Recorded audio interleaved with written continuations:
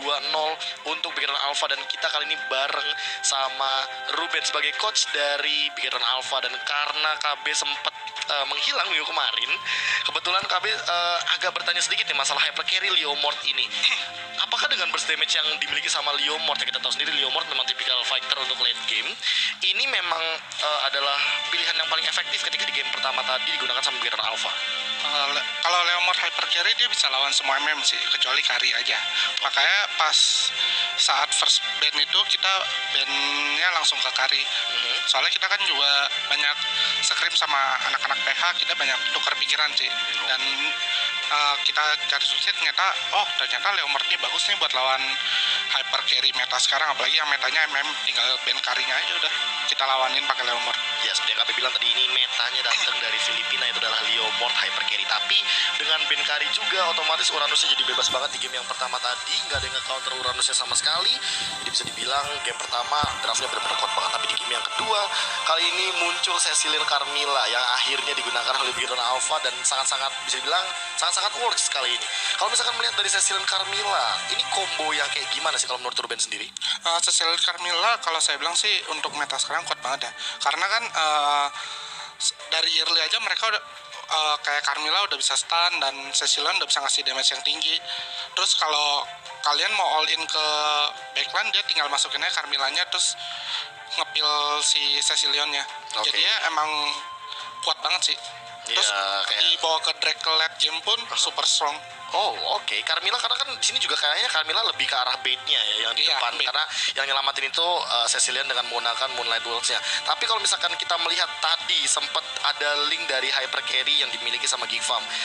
Apa yang membuat tidak efektif sih kalau misalkan dari Ruben sendiri? Apakah mungkin dengan mengambil Chow ini udah bisa nge-cut rotasi dari linknya sendiri, atau gara-gara ada Chow di sini?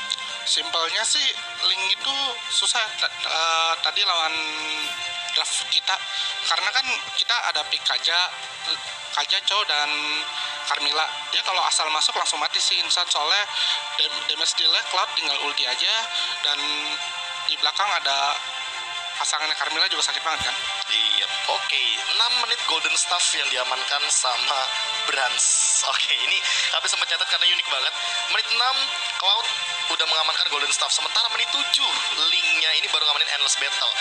Ini memang strat yang disiapkan ini memang benar-benar buat neken Link-nya doang, atau memang neken landing phase? Karena kalau misalnya kita ngomongin masalah Cloud, ini dia dari tadi split push-nya kuat banget loh. Kita lebih buat neken hero apa aja sih, nggak ngaruh dia mau Link, mau Harit atau Lunok atau ini. Emang kita udah prepare kayak tiap kita latihan timingin buff-nya ya.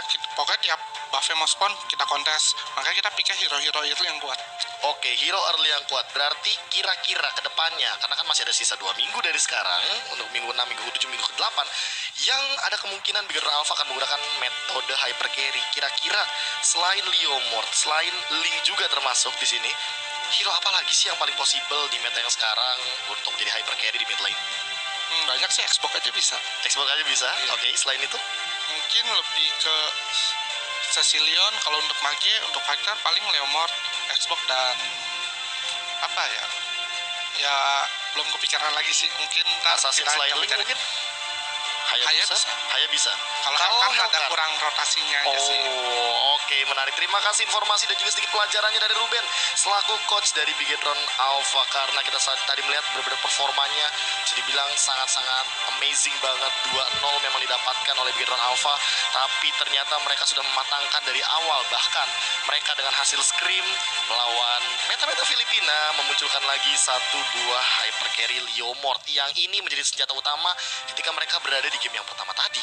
Dan kalau misalkan kita hanya melihat dari satu sisi, kayaknya kurang srek aja nih. Kalau misalkan kita melihat dari dua sisi, kita bakal bertanya juga sekaligus sama coach dari Geek Farm. Halo Lionheart, apa yang terjadi sampai ini kehilangan poin lagi nih? Poin secara maksimal, -2 agregat poin.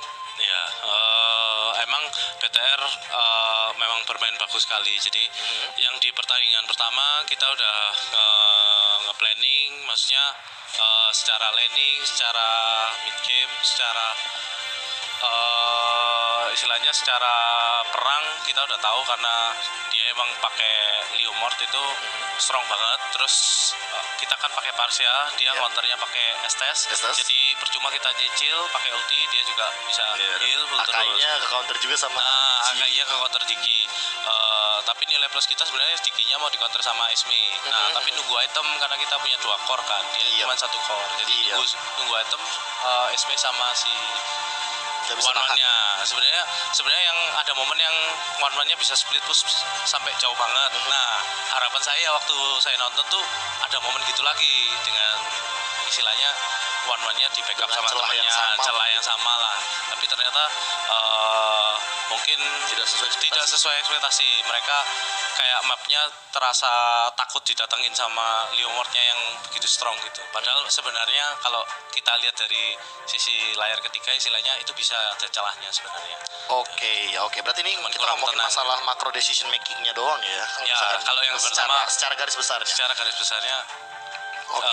Di game pertama makronya kurang tenang lah istilahnya, kurang berpikir gimana ya, tenang cari solusi yang berpikir jernih, itu kelihatan celahnya harusnya. Menariknya di game yang kedua kali ini Geek Farm menggunakan Zask sebagai salah satu hero dengan magical damage-nya. Nah, kalau misalkan melihat dari hero-hero yang dimiliki sama Bigetron Alpha, memang dengan adanya Kaja mungkin bisa diminimalisir juga kalau misalnya kita ngomongin masalah Nightmare Spawn.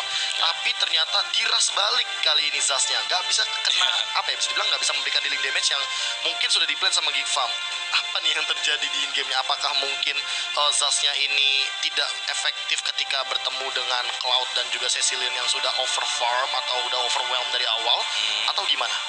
Sebenarnya tuh kalau game kedua letak kesalahannya mungkin arah gengnya ke bawah, dan itu di outplay sama Cecilion sama Carmilla.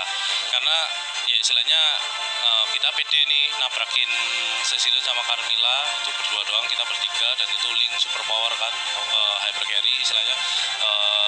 Kita pede aja, tapi ternyata di outplay dan itu bikin blunder parah sehingga mati banyak. Sedangkan kalau saya ngelihatnya, jadi begitu saya koreksi tadi ke tim, kenapa celahnya ke bawah gitu, kenapa nggak ke atas, cowoknya itu kayaknya bisa mati sih kalau di berarti dimulai dari situ.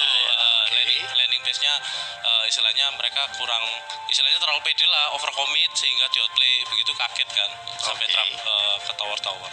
Emang yang over nggak terlalu baik sepertinya. Tapi kita ngomongin masalah Geek Farm dulu nih, karena kan Geek Farm kemarin baru mengumumkan pergantian rosternya, yang tiba-tiba sekarang Geek Farm secara keseluruhan di MPL-nya kita kayak nostalgia untuk melihat SFI Critical yang dulu sempat berjaya dan menjadi underdog juga di MPL season yang ketiga. Dan sementara itu kalau kita akan melihat Geek Farm yang bahkan 3 playernya itu adalah TZ, Val dan juga Paul yang diturunkan ke MDL. Kenapa baru minggu ke-6? Kenapa tidak mencoba mungkin dari minggu yang kedua atau minggu ketiga mungkin? Karena istilahnya kita kan itu ada kuotanya kan, jadi ada slotnya, kuotanya, dan itu cuma 3. Jadi kalau kita udah ngeluarin decision dari awal, itu bisa ngeganggu istilahnya suasana tim atau chemistry yang udah dibangun. Jadi kalau udah sampai istilahnya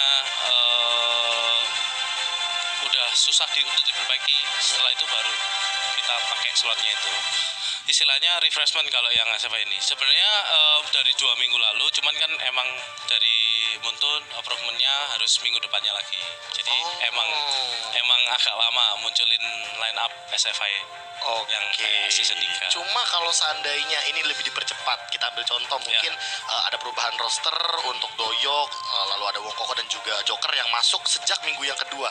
Kira-kira ada perubahan gak sih? Karena kan kalau misalkan kita melihat secara rekor dari Geek Farm sendiri, Geek Farm baru menang 1 kali melawan Genflix Aerowolf. Nah, kalau misalkan seperti yang tadi KB bilang, dari minggu yang kedua atau mungkin minimal minggu ketiga lah ya, apakah nanti ada perubahan atau tidak sama sekali? Maksudnya kalau misalnya diadakan perubahan dari awal, mungkin pasti ada perbedaan. Cuman perbedaannya rata-rata ke ininya, ke in-game-nya. Jadi kayak mereka kalau SFA itu kan dari dulu terkenalnya lebih ngelit gitu. Nah, sedangkan line up-nya yang first line up-nya itu mereka lebih suka yang neken. Jadi istilahnya plus 2 orang RRQ itu yang rapi. Jadi kayak saya tuh gabungin yang neken sekaligus yang rapi. Nah, kalau yang SFA ini kebalikannya. mereka benar-benar bermain defensif. sabar, defensif. Orang-orangnya kalaunya responsif, bukan yang proaktif. Oke, kayak pertanyaan terakhir nih yang dari KB, mungkin pengen banget KB langsung tanya aja. Sebenarnya yang lebih kuat ini yang member sekarang apa yang member kemarin? Wah, itu relatif. Oh, relatif. Kalau itu relatif, soalnya kalau di scrim internal nih dulunya sebelum pemilihan MPL MDL gitu sering scrim internal tuh kayak ya semuanya tuh skillnya rata-rata sama, jadi kayak punya kelebihan dan kekurangan masing-masing. Setiap misalnya contohnya tanknya si Joker sama tanknya si Paul itu ada perbedaan istilahnya positif negatifnya lah, secara mikronya mekanikalnya maupun secara makronya maupun secara komunikasinya. Offline-nya pun juga kayak gitu, sama semuanya. Setiap role-nya beda-beda. Kayak Doyok sama Apang tuh beda jauh. Oke, menarik.